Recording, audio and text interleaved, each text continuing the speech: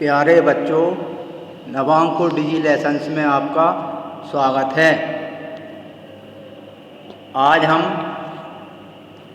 हिंदी में पाठ 13 भारत रत्न डॉक्टर भीमराव अंबेडकर नामक पाठ को पढ़ेंगे और समझेंगे। तो आइए बच्चों, अब हम शुरू करते हैं। पाठ 13 डॉक्टर भीमराव अंबेडकर। आइए सीखें। संवेदनशीलता, कर्तव्यनिष्ठा, संघर्षशीलता, कर्मनिष्ठा, कर्मठता, समाज सेवा आदि गुणों का विकास। पर्यायवाची शब्द, प्रत्यय प्रयोग, विराम चिन्ह, अपठित की समझ। डॉक्टर भीमराव अंबेडकर का जन्म 14 अप्रैल 1891 में मध्य प्रदेश के महू नगर में हुआ था।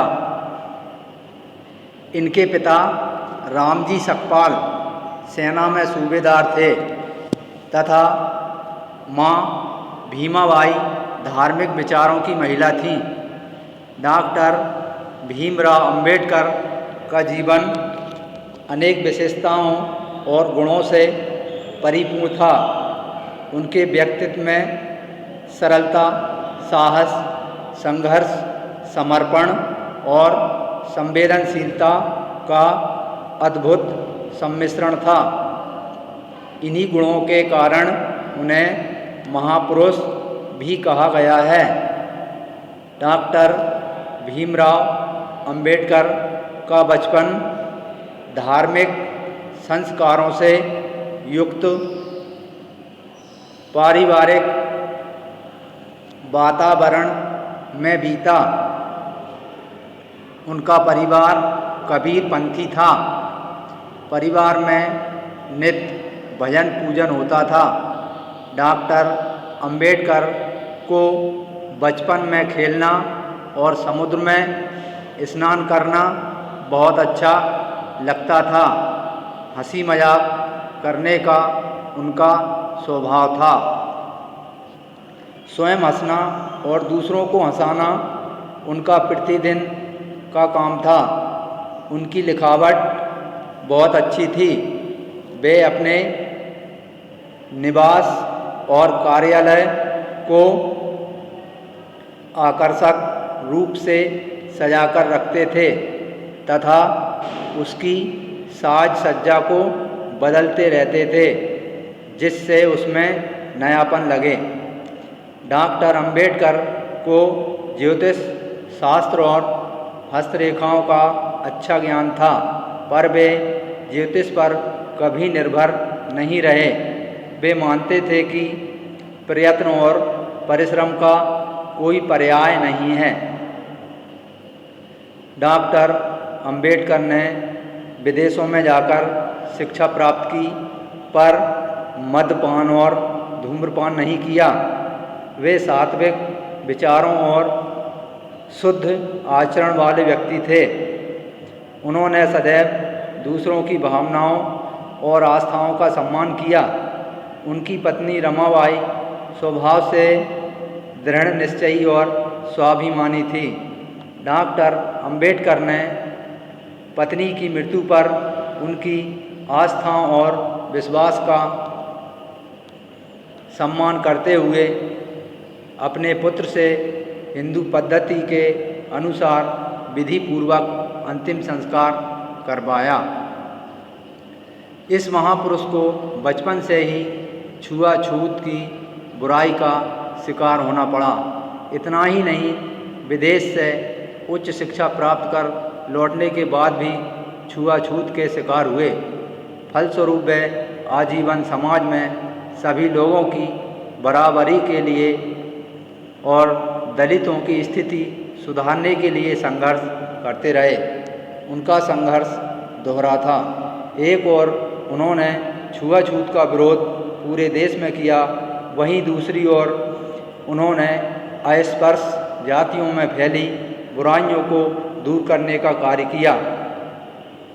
दिसंबर 1927 में उन्होंने महिलाओं की एक सभा को संबोधित करते हुए कहा, वे साफ सुथरी रहें। यदि पति या पुत्र शराब पीकर घर आते हैं, उनके लिए घर के दरवाजे बंद कर दें। अपने बेटे बेटियों को उचित शिक्षा दें। डॉक्टर अंबेडकर में अद्भुत संगठन क्षमता थी। वे भारत के प्रख्यात विधिवेत्ता थे। अर्थशास्त्र उनका प्रिय विषय था। स्वतंत्र भारत के संविधान को बनाने वाले वे प्रमुख शिल्पी थे। आज़ादी के बाद उन्हें देश का प्रथम विधि मंत्री बनाया गया। उन्हें राष्ट्र के सर्वोच्च सम्मान भारत रत्न से विभूषित किया गया। इस महापुरुष का हृदय अत्यंत संवेदनशील और भावुक था। उनके जीवन की अनेक घटनाएं हैं जो उनके भावुक मन को व्यक्त करती हैं। एक बार उनका कुत्ता बीमार हो गया। उसे इलाज के लिए अस्पताल ले जाया गया। वहाँ उसकी मृत्यु हो गई। यह खबर सुनकर वे ऐसे रोने लगे जैसे कोई अपने स्वजन की मृत्यु पर रोता है। इसी प्रकार कुछ ग्रामीणों ने उन्हें एक हिरण का बच्चा भेंट दिया। डॉक्टर अंबेडकर और उनकी पत्नी रमाबाई ने हिरण के बच्चे को बड़े स्नेह से पाला, पर कुछ दिनों बाद मर गया। इससे डॉक्टर अंबेडकर बहुत दुखी हुए। जीवन पर्यंत उन्हें अपने माता पिता से बहुत लगाव रहा। जब भी वे अत्यंत दुखी और व्याकुल हो जाते, तब वे उस स्थान पर जाते जहाँ उनके पिता का अंतिम संस्कार हुआ था।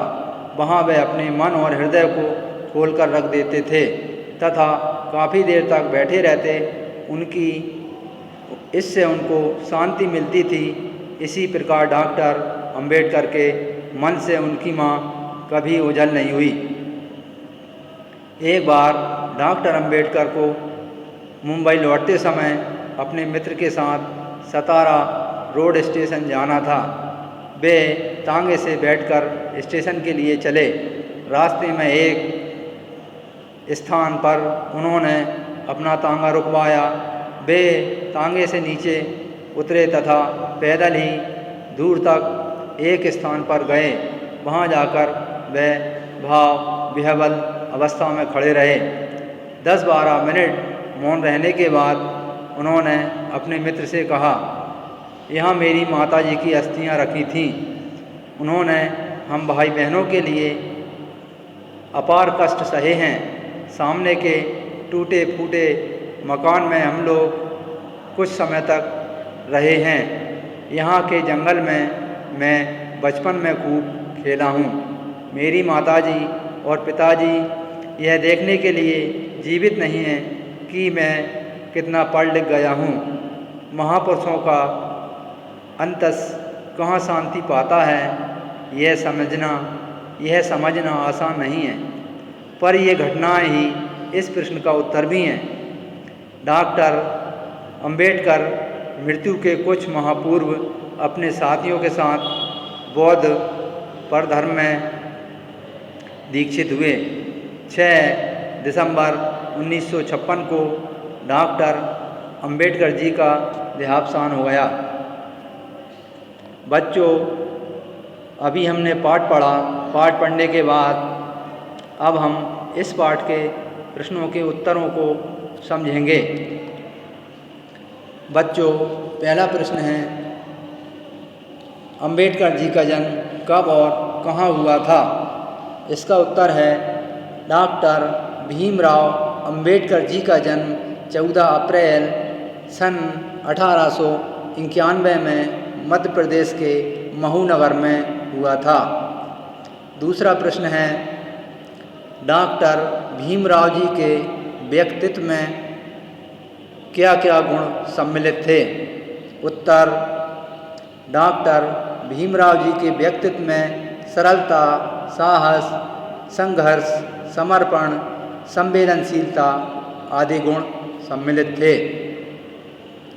अगला प्रश्न है, बाबा साहब ने अपनी पत्नी का अंतिम संस्कार पुत्र से क्यों करवाया? उत्तर, बाबा साहब ने उनकी आस्थाओं और विश्वास का सम्मान करते हुए अपने पुत्र से हिंदू पद्धति के अनुसार विधि पूर्वक अंतिम संस्कार करवाया।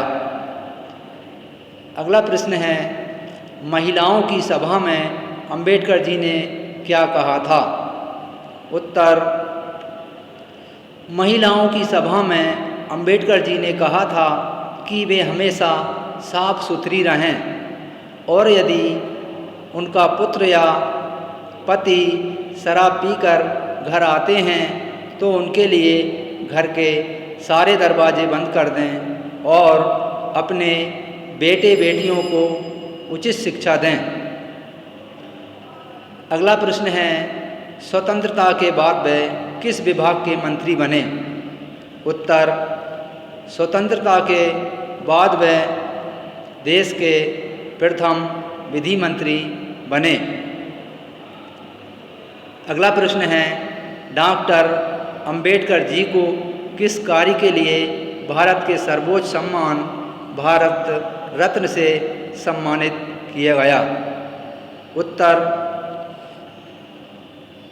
डॉक्टर अंबेडकर जी भारत के संविधान बनाने वाले प्रमुख शिल्पी थे, अतः इस कार्य के लिए उन्हें भारत के सर्वोच्च सम्मान भारत रत्न से सम्मानित किया गया।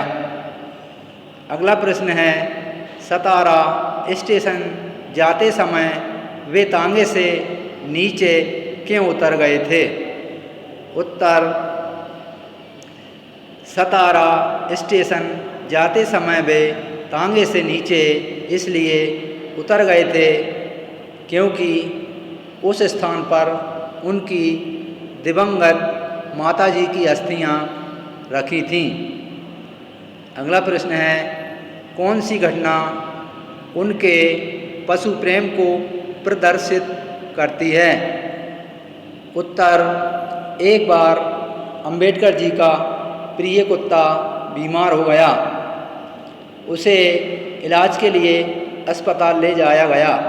वहाँ उसकी मृत्यु हो गई।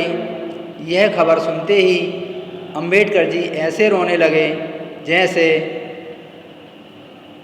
अपने स्वजन की मृत्यु पर कोई रोता है। यह घटना उनके पशु प्रेम को प्रदर्शित करती है। अगला प्रश्न है, बाबा साहब के जीवन की किस घटना ने आपको सर्वाधिक प्रभावित किया? उत्तर, बाबा साहब के जीवन की एक घटना है। वे मुंबई से लौट रहे थे और सतारा रोड स्टेशन जाते समय वे तांगे में बैठे थे।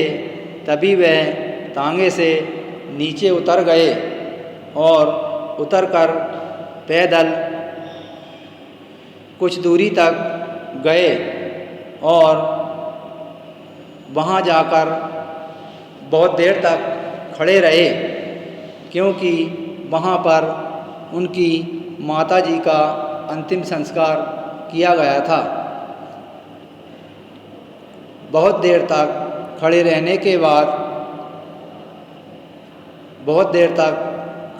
के बाद फिर वह वापस तांगे में बैठ गए। इस घटना से मुझे माता पिता के प्रति दृढ़ आस्था रखने एवं उनका सम्मान करने की प्रेरणा मिलती है। बच्चों, अगला प्रश्न है, पाठ के आधार पर सही जोड़ी बनाइए। पाठ के आधार पर सही जोड़ी बनाइए। पहला शब्द है माता। माता भीमाबाई। इसके बाद पिता रामजी सकपाल, पत्नी रमाबाई, बाबा साहब भीमराव अंबेडकर। इसके बाद अगला प्रश्न है, निम्नलिखित शब्दों का शुद्ध उच्चारण करते हुए उनका वाक्यों में प्रयोग कीजिए। पहला है परिपूर्ण। प्रयोग, मोहन का घर अनेक सुविधाओं से परिपूर्ण था। दूसरा है सात्विक। प्रयोग, डॉक्टर अंबेडकर जी सात्विक विचारों के व्यक्ति थे। अगला है समर्पण। भारतीय सैनिकों में समर्पण की भावना होती है। और अंतिम है अस्पृश। प्रयोग, डॉक्टर अंबेडकर जी ने अस्पृश्य जातियों में फैली बुराइयों को दूर करने का कार्य किया। इसके बाद अंतिम प्रश्न है, निम्नलिखित गद्यांश को पढ़कर नीचे लिखे प्रश्नों के उत्तर दीजिए। उत्तम प्रकृति के मनुष्यों के साथ उठना बैठना ही सत्संगति है। मानव को समाज में जीवित रहने तथा बनने के लिए सत्संगति परमावश्यक है। स्वाति की एक बूंद भिन्न भिन्न वस्तुओं की संगति पाकर उन्हीं के अनुरूप परिवर्तित हो जाती है। बूंद केले के संपर्क में आने पर कपूर, सीप के संपर्क में आने पर मोती, परंतु सर्प के संपर्क में आने पर विष बन जाती है। यह भाव यह है कि संगति अपना प्रभाव अवश्य दिखाती है। बच्चों, गद्यांश पढ़ने के बाद इस गद्यांश का पहला प्रश्न है, इस गद्यांश का उचित शीर्षक लिखिए या बताइए। तो बच्चों, इसका उत्तर है, इस गद्यांश का उचित शीर्षक है सत्संगति। दूसरा प्रश्न है, मानव को इसमें के गलत लिखा हुआ है, तो के की जगह को हो जाएगा। मानव को सबसे अधिक आवश्यकता किस बात की है? उत्तर, मानव को सबसे अधिक आवश्यकता सत्संगति की है। और गद्यांश का अंतिम प्रश्न है, स्वाति की बूंद मोती कब बन जाती है? तो बच्चों, इसका उत्तर है, स्वाति की बूंद सीप के संपर्क में आने पर मोती बन जाती है। बच्चों, यहीं पर हमारा पाठ समाप्त होता है। आशा है कि आप लोग घर पर अच्छी तैयारी कर रहे होंगे। इसी के साथ धन्यवाद।